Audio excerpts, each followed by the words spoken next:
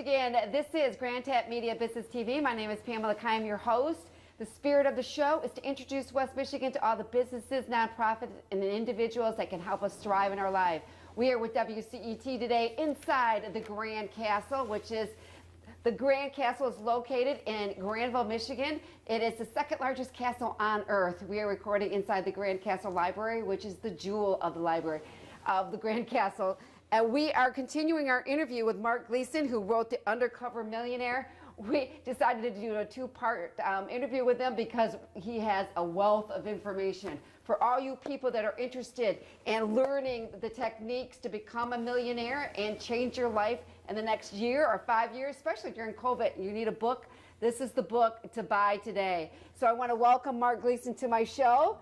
Introduced to you from Tony Robleski, you know him, who just wrote the book Positive Disruption. Correct. And you probably, I don't know where you met him from, but I was looking for some very successful authors. Your name came up, and then he said, you just wrote this book. So I just find this so fascinating. I'm going to grab it right here, Undercover Millionaire.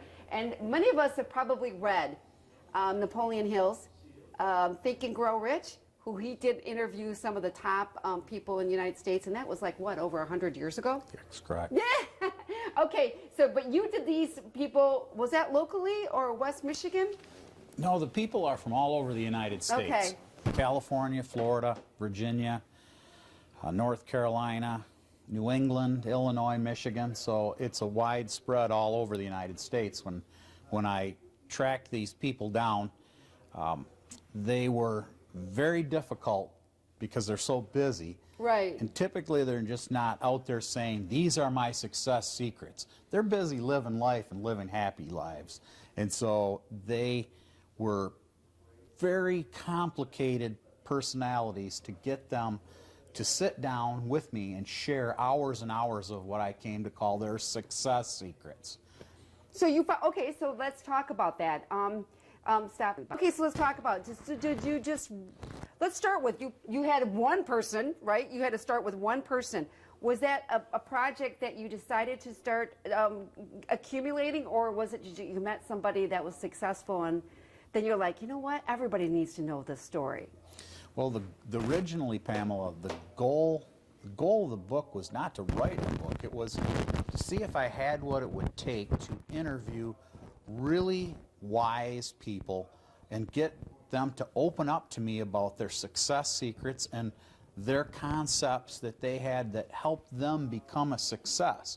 And so it wasn't a book at first. That was the goal.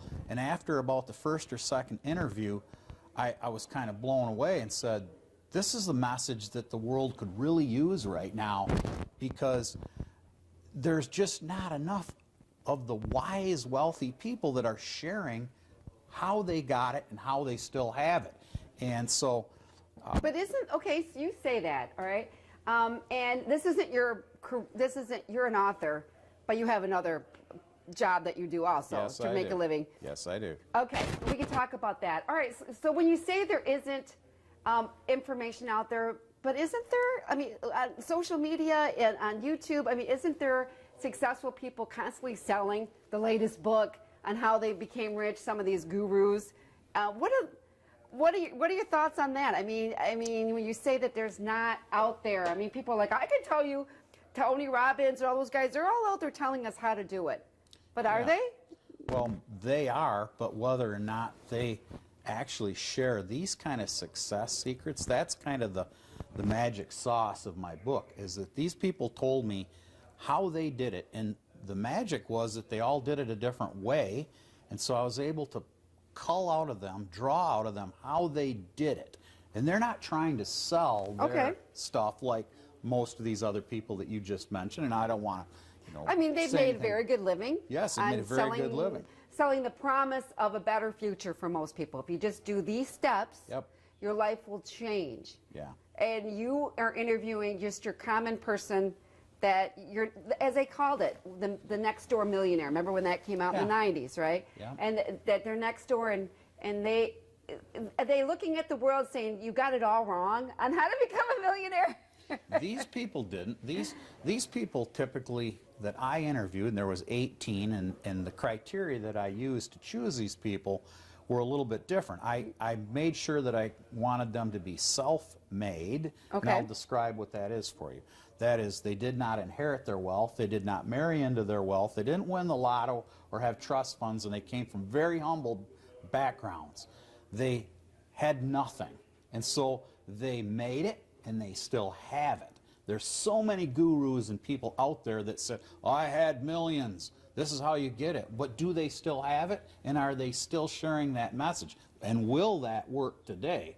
I know that it works for these people because I've been able to be fortunate enough to friend them and see how they live their lives and see how they manage their money, how they work their finances. And they shared it in the book. And it's very common sense. It's very simple. It's strategies that I tried to get that would help anybody, just the average person, because they kind of described it as most people fall into what the system wants: debt, credit cards, loans, and the average guy just gets maybe buried in the corner and he can't work his way out of it. She can't work her way out of it. So these people, I went for them. They didn't come selling this message to me. I asked them if they would share. How did you find them? I mean, you said they're all over the country, right? Mm-hmm. And is there a list of all the millionaires out there that you could? How did you find them? I'm a seminar junkie. I go to seminars all the time, all over the place, and I try to pick what I think are the most interesting individuals with life stories that are really great. And these people had stories that were mind-blowing. The last third of the book, I tell each one of their life stories, and they had to sign off on the story. So it was actually their roadmap of their hard life story that got them to be so successful, so wealthy, so healthy, and so happy. That's the really cool thing of this, is that these people are really happy people. And that's a big misnomer that wealthy people aren't very happy. They're all miserable because they're living in a $1 million home alone, right? And a lot of them still live in normal houses, in what you might call normal middle-class neighborhoods, and they're living right next to you and you had no idea. But now they've shared their story of what they do and their processes. And so in choosing these people, I asked them all the same 40 questions about success and failure.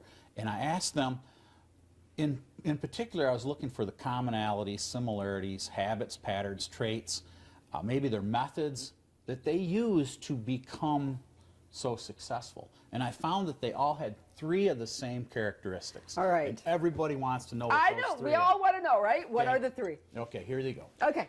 The first one, and it's the first chapter in my book. Do they have blonde hair? They don't have mom. They all describe it as this: the miracle of hard work. Oh! Nobody wants to hear that. Oh, no, everybody wants the pill. In 90 days. And We I'm want gonna it in 90 days. It does not work that way. That pill does not exist. How about the 10,000 hours? Does that work? The 10,000 hours works as long as you are serious sooner, and it's the first 10,000 hours of your working career. Okay. Is that crazy? Get serious sooner. Yeah. Doesn't matter how old you are. Now, people ask me, well, what's the best age of somebody for this book? And I say, the younger generation, about 18 to 80. So, okay? Good. So, now, let's go back. The miracle of hard work, that's the one commonality that they all describe. Okay, all right. Nobody wants to hear about hard work. What does it mean by, because you could be spinning your wheels and what's hard not work? being effective. How do you know what work that is? They call it this. You get there earlier, you work later, and you outwork everybody in between. How about that? That's your hard work. Oh, what does that mean? I know. What does that mean? that's Okay, really well, we'll get to tough. that in just a minute. So in my career, the career that I actually have, and we said we'd talk about that. Yes. I'm a realtor. I've been a realtor for 39 years. I've seen every peak, every valley, and I'm still standing. I'm still a realtor. But there's 5 things I do not discuss with my clients. Okay? Let me tell you what they are. Politics? Politics, Money? religion, Okay. your money, your spouse, or your ego. Everything else is on the table. But don't talk about those 5 things. Ego? Your ego. I don't get into your ego. I stay away from that because, Why? well, because it turns people away from me, and I'm trying to get people towards me. Okay. If I get into your ego, it doesn't work. So, Okay, so we just talked in my office. So my conversation with you, was that okay? Was completely okay. Completely okay, but we're not going to talk about that. Okay? No. Okay, so, but well, at least I want to know when I met. Well, I want to be honest. I just met you, right? Coming into my office. Yeah. We had started a conversation, which led to another conversation, Yep. led to the conversation, and we ended up here, right? Okay, that being said, I mean, did I if you were to judge me when you first met me and I had some of the conversation, you're okay with what we... I'm completely okay because I wasn't at your house to sell it, and I wasn't selling you a house. We were just being friends, and we just met. All right. So I really like to know where you stand on those topics. I'm okay with it when it came up. But when I'm at someone's home, I try not to discuss politics, religion, your money, your spouse, your ego. Everything else is on the table. Whether that came up in conversation, some people bring it up and I'll talk about it. I just try not to give your opinion on it. To give my opinion, because people get crazy. Okay, disclaimer, this is not a religious book. The number 2 common characteristic behind hard work, number 1. Number 2, these super wealthy, wise people, they brought it up to me. They have a belief in a higher power. Wow. Some called it religion, some called it God, Christianity, or let's call it faith. But I call it in the book a higher power. And they brought it up to me. I didn't bring it up to them. And they said it guides every move that they make. Is it thought? Is it thought or is it actual? Okay, let's get into that. It's very deep and it's personal. Okay, yes, I understand that for everybody. But when they were talking about a higher power, higher religion, was it like affirmations? They left it to God. You know what I'm saying? What process did they? Pamela, they all had it different. Some would go to God with every decision that was important to them. Okay. Some would ask for divine intervention if they had a real tough decision they had to make. Some just said that there is a higher power that guides us. And again, I left that alone, but that is a common trait of the 3. Now, the third common trait is the ability to delay gratification until later in life or later. They're able to put off what most of us can't. Most of us we got to buy that today. We got to have that today. My friend had it, so I have to have it. They have this uncanny ability to delay till later. Now that brings me to 2 points. And I became, knowing these people and how they ran their finances, I called them economizers. Kind of a miser, only an economizer. These people are really hardwired different than the vast majority. The vast majority of people are not like these people. These people are really good at saving and really good at not spending. They said most everybody else is really good at the opposite. They're really good at spending and not really good at savings. And they said, you got to re-hardwire your whole mentality. Get the blue from the red and get the blue to the blue and the red to the red.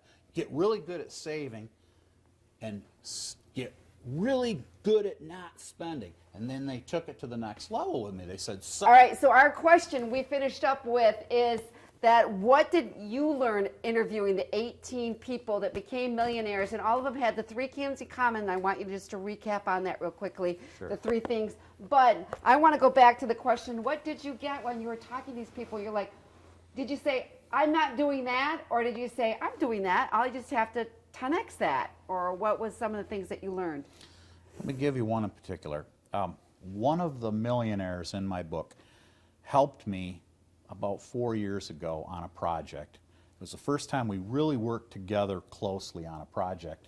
And he actually came to my house and helped me remodel it. I bought a new home and the house was completely outdated, and he was going to help me remodel it, a process that normally would take 6 or 8 months because we redid everything in the home.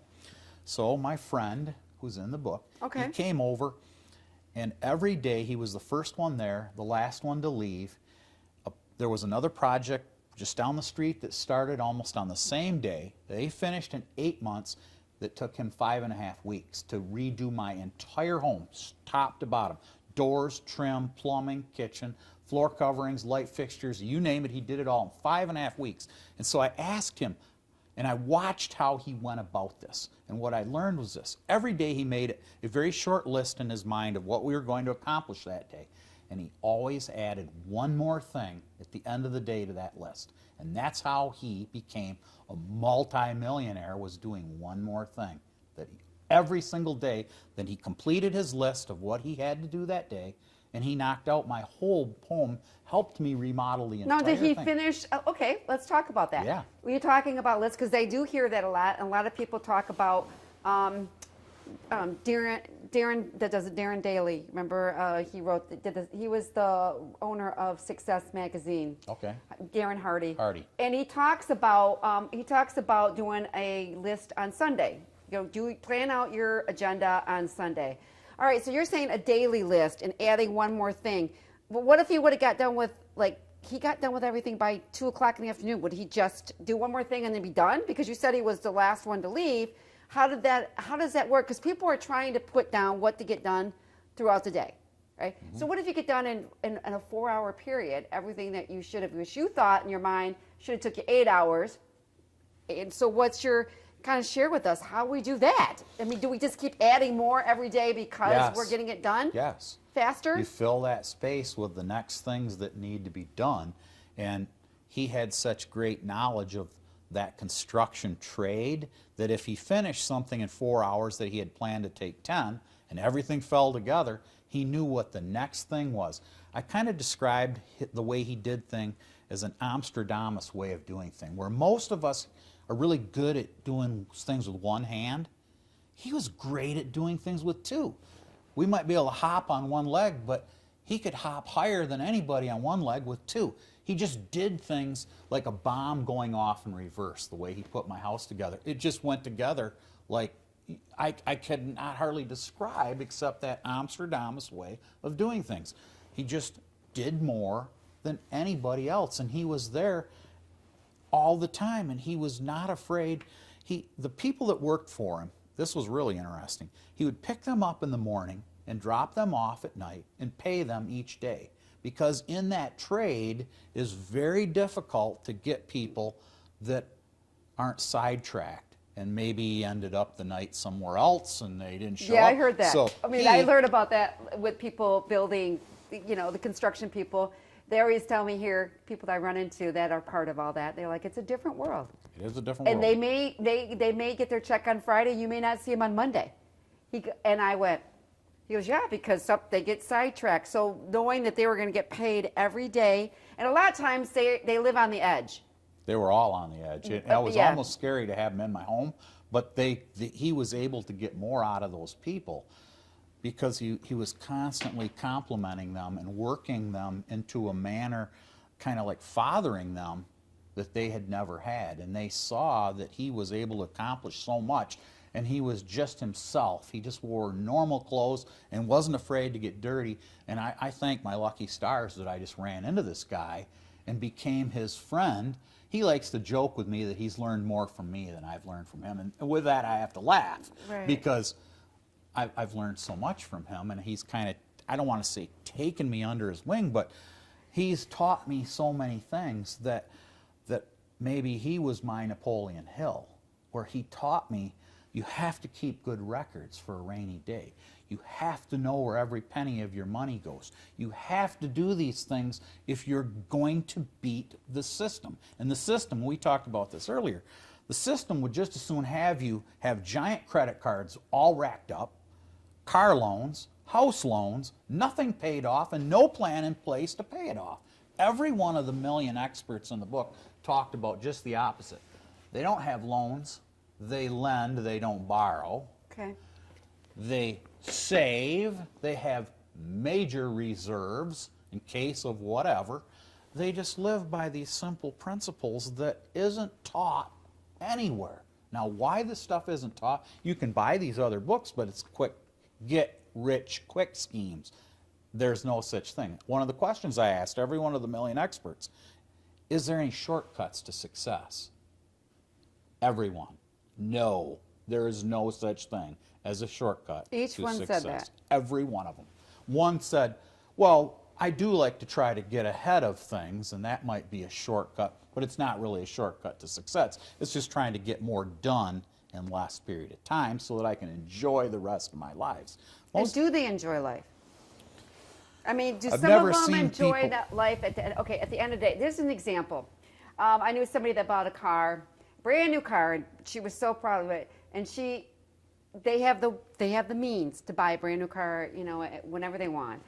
Anyways, she was sharing the car, and she said, "I really wanted to get the Alexa." I said, "But I just knew growing up, you know, I shouldn't get that much of a luxury." And even though she could afford it, I got the more practical car. And I thought, and we were all like, And this is a good thing. Now Okay. he predicts. Now this is gonna date stamp our interview here today. But he said the second half of this year we're going to see a huge explosion. People are going to spend money like they've almost never spent money before. So get ready. oh, really? All right. I mean, I'm just going to put this in this interview here. But is it similar? This opportunity similar to Potter in It's a Wonderful Life? Is it the time to buy? Oh yes, it's never been a better time to buy. You can buy things right now with the money that's available, either privately, get the money from private investors or from lenders, and buy. Because we all love the movie It's a Wonderful Life. Yes, we I do. love it. But we look at George, right? Yeah. That had many opportunities to make his millions that he wanted to for his family. And even under the Potter situation, where Potter was buying, realizing I could buy, you know, get married, you know, use it. And he doesn't really seize on the opportunity, but we see him as a great guy. You know, isn't that really quickly, don't you think sometimes we fall into, oh man, I can't be like Potter. I can't be. Isn't that like a mindset that we've been raised with? Yeah, but the people in my book do discuss that, and they said that it's always a good time to buy, but there will always be another deal, so you don't have to buy. Okay. But you make your money the day you buy. If you don't get a good deal, you'll never make money. What do you mean by that? Well, let's say you're buying the land to build this Castle? this castle on. If Okay. you don't get a good deal on this land, you are not, no matter what you build, you're not going to make money on it because you overpaid for the property at the time you purchase. It doesn't matter what you're buying, you make your money the day you buy. And every one of these people said that in everything they purchase, provided it's not a sweater that they're going to wear. I'm not talking about Yeah, that's what I- individual items that someone may purchase. We're talking the big things We're in our talking life. the big investment items. You've got to buy right. And so they all talked about having really wise advisors. Okay. They said they all have attorneys, they all have accountants, they all have things that they don't necessarily always take their advice, but they want to get their advice.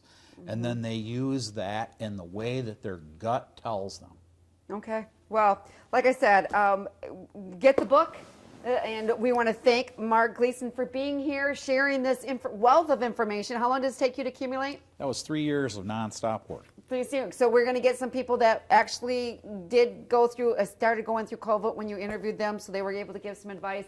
And he's saying, get this, if you want to change your life, you want to become a millionaire, everybody in here can tell you how it's done. So I want to thank you so much for Thank you, being Pamela. here. And this is Pamela Keim from GRTV Media Business TV, and we will catch you next time. Take care, everyone.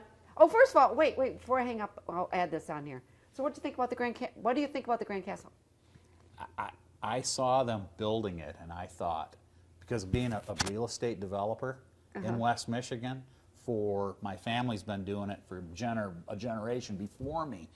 I couldn't even concept. I came here, drove onto the site, and I shook my head and I said, I would have to meet the person, Roger?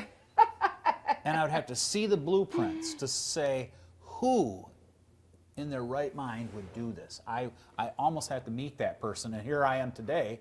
Correct. In the building, Yeah.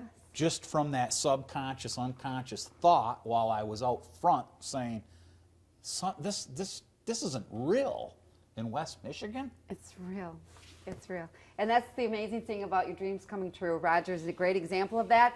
And as you've been part of it, and if you met him, he probably would be many people. Maybe that might be your next person you interview. You know, that you do part of the next book, second book you write on this.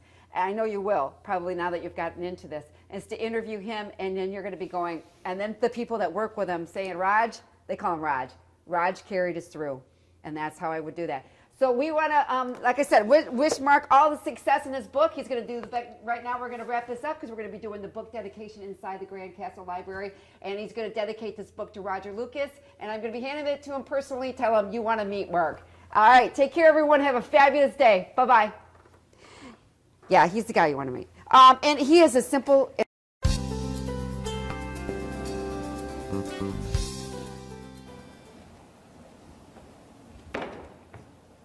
Good afternoon.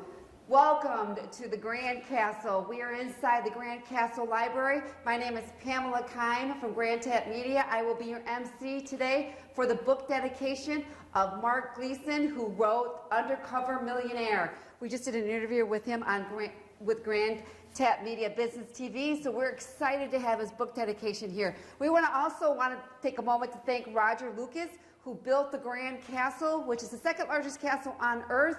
And it is the Grand Library is the jewel of the Grand Castle. So we want to thank him for building this and allowing us to have this dedication today. So I want you to come with me and welcome Mark Gleason, who wrote Undercover Millionaire, so he could do his dedication to Roger Lucas.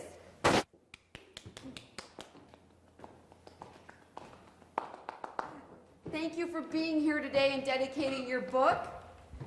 Come on up here. Thank you. And we want to thank everyone for being here. So you have a few books here. Yep. We just did an interview with you with GRTV Media Business TV, which thank you so much for that. And I know that your book was new, and you knew Tony Robleski, which are both of our friends. Yep. You wrote the Undercover Millionaire book. So can you share a little bit by putting it on the shelves here in the Grand Castle Library, what would you like people to get from this book that would read it? Well, usable, relatable concepts and ideas from 18 self-made, what I call million experts. They are millionaires, wealthy people that took their time over 3 years to share their secrets to their success that anyone could use and take something that could change their lives. Let's just say that. Yeah, yeah. And you've interviewed how many people for this book? There was 18 that you tell their individual life story towards the back of the book about how they started with nothing and made themselves into really, really wealthy people. You might say healthier people and happier people is what the ultimate goal of learning this book, and I would suggest you memorize it. I think so. I'm constantly writing. That's kind of a sideline that I enjoy doing, is writing books. Yeah, I see that you have several books here. Yeah. That Roger's going to love to see those. You know what I mean? Because he's a self-made man, and you know that. By building this castle, I would probably say he's a millionaire at this point. All right, so where can we get the book? Okay, the best way to get the book would be to go to Undercover Millionaire at Facebook. And you'll be talking directly with me. I can help you immediately get a hold of the book and the concepts, and you can communicate with me.